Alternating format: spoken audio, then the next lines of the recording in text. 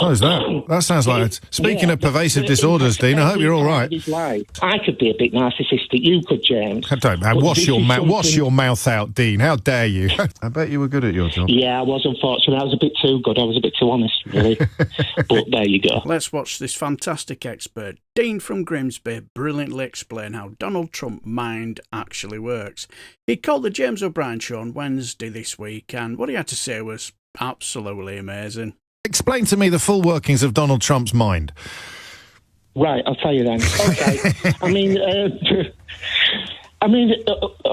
Why I've been wanting to ring for a number of days was I've been listening to LBC for the past week, and I hear people talking about strategies and plans and chess and all the rest of it. I got the dude at the weekend. I was really annoyed. I nearly rang them. But the point to know about it is, if we assume that this diagnosis of narcissistic personality is correct, and I have to be a little bit careful about what I say, that is not a trivial thing. No. It's a pervasive disorder that... oh, God. So is that. That sounds like it. Speaking of pervasive disorders, Dean, I hope you're all right. Carry on. Yeah. That impacts every part of his life. You know, it's one of the most profound and serious personality disorders you could possibly have. And in addition to that, when you look at him, he's an extreme outlier. He's on the extreme right-hand side of the bell curve, even for people with that diagnosis. So there is no plan. He does everything because it feels good. That is it. So we're wasting our time. I mean, the simple. I sense you're speaking from a degree of professional expertise, but for those of us who have none, the simple understanding of it is that you have an unreasonably high sense of your own importance. That could apply to lots of people. You need and seek attention on an epic industrial scale. The desperation for admiration is impossible to exaggerate. You almost certainly don't care about the feelings of others. You lack empathy, and you mask it with epic confidence and constant repetition about how brilliant you are. And in contrast to all of that, your skin is so thin that you get upset by even the slightest criticism. Possibly explains Elon Musk as well, actually. I don't think so, no. And I don't think there's a comparison with Boris either. Fair enough. There's a difference with people who are a bit narcissistic. Yes. I could be a bit narcissistic. You could, James. Don't man, wash your mouth out, Dean. How dare you? I mean, mate, speak for yourself. I take your point, as opposed to a fundamental part. I mean, as opposed it's something really, you do, extreme. as opposed to what you are.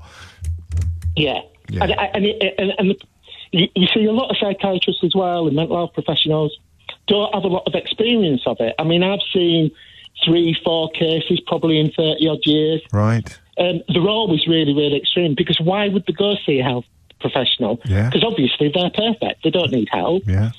So the thing to understand is that it's what feels, is impulsive, it feels good at the time.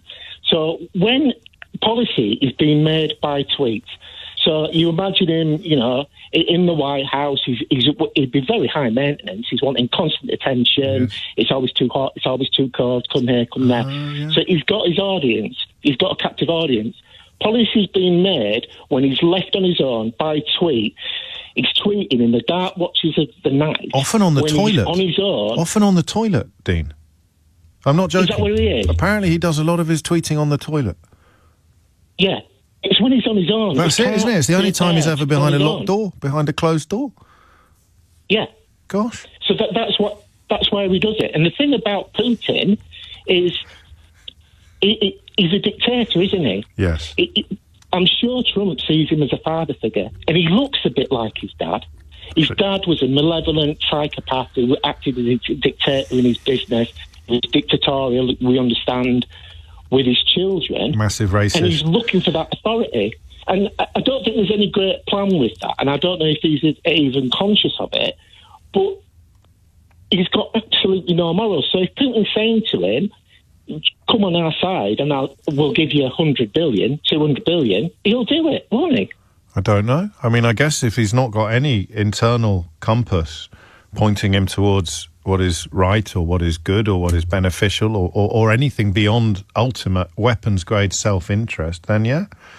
then he would. I mean, the only bit of your analysis I don't have a picture in my mind of Donald Trump's dad to compare, to see whether, I mean, because as I said at the beginning, we're in a vacuum, so pretty much anything is allowed. But does he really look like Vladimir Putin, Donald Trump's dad? He's the same. He's the same kind of genotype. You know, his dad was quite drawn with a moustache. Yeah. And had that psychopathic, non-blinking stare. There's one picture where, I mean, that kind of big, but very, very far back hairline and the quite sort of not pinched, drawn features, as you described. Genotype's a good word. I'll be using that in the future.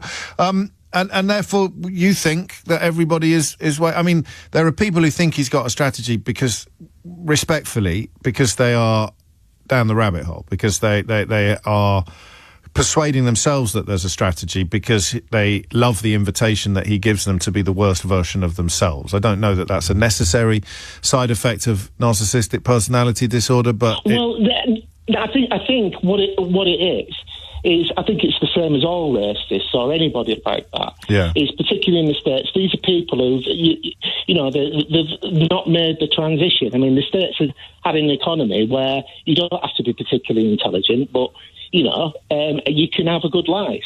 These are people who haven't succeeded in whatever way it is, or they're not as successful as they think they should be. So it has to be somebody else's fault. So that's either the immigrant or the Democrats or whoever it is. And they've invested in it.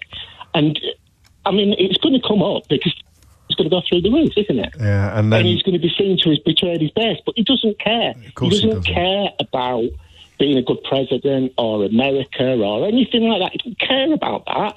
He cares about what feels good at the time. Entirely. And that's really strong. What I think. How long have you been thinking that? Since 2016. Really? So since he I used believed... to really like The Apprentice. Right. And, with our lad, whatever he's called. Alan Sugar. And so I put the American version on, and it was within 30 seconds, it was like, God, that guy's narcissistic. Wow. I mean, people imagine that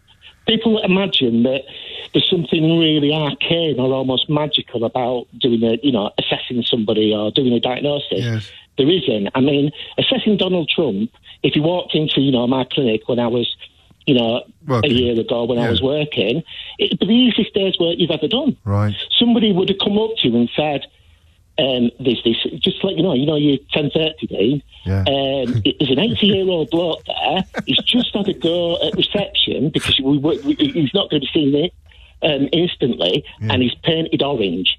You might want to have somebody in the assessment with you. He's refusing to sit in the waiting room with all the other people. He thinks he should have his own. Thinks he should have his own waiting room. Good Lord. Well, I mean, I hear what you're saying, and I can't find much fault in any of it, really. And you draw upon experience of a tiny number of people, which is where he sits on the scale, that far extremity. And if you were to undo his behaviour in the hope of finding fault in Dean's analysis, I really think you'd struggle. So many things point towards what you described. Yeah. The fact that he can say the polar opposite... Hang on, let me... I've assessed... Yeah. Sorry, mate. No, you carry on, sorry. Yeah, I was just going to say, I mean, I've only seen, a few people even remotely like it within that, but he's like so far beyond where they were. Do you know what I mean? I do. You will never have met anybody like him. So pick the thing you struggle with the most. Pick the thing you find hardest to understand. For me, it's probably the speed and the ease with which he can go from saying something to saying the opposite. Best recent example, probably calling Zelensky a dictator and then sitting in front of the world's media, sitting in front of the world, at the White House press conference with Zelensky and saying with a completely straight face, with no shame whatsoever, I can't believe I said that. Did I say that? I didn't say that. Because in that moment, that served him best. That made him feel better. I loved it when I called him a dictator. It made me feel great when I called him a dictator. If I call him a dictator now in this room, I'm not going to feel great. So I'll say that I never called him a dictator. Yeah. And that's the point, the complete absence of shame or guilt. Yeah, because you have to see people as being equal to you. Do you know what I mean? You have to be able to empathise in order to feel shame somehow. Do you think he sees these mega rich barons as equal to him? Do you think he sees Musk and Zuckerberg and Bezos as equal to him? Is he capable of that? I think he sees them as being better than him. because they've got more money, and that's the only way that he can measure worth. So the only people he respects are the people who are richer than him.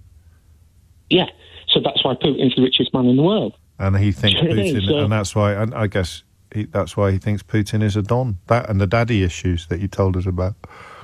Yeah. I bet you were good at your That's all job. that matters. I bet you were good at your job. Yeah, I was, unfortunately. I was a bit too good. I was a bit too honest, really. But there you go. It's the cross we bear. 6 years, it's enough for anybody, isn't it? Yes, it is, Dean. We'll talk again. And if I could arrange a meeting between the two of you, then I'm pretty sure I could sell a few tickets. Every now and again, there's that call that I listen to that makes me stop doing whatever I'm doing, and I'll just sit there and listen in awe.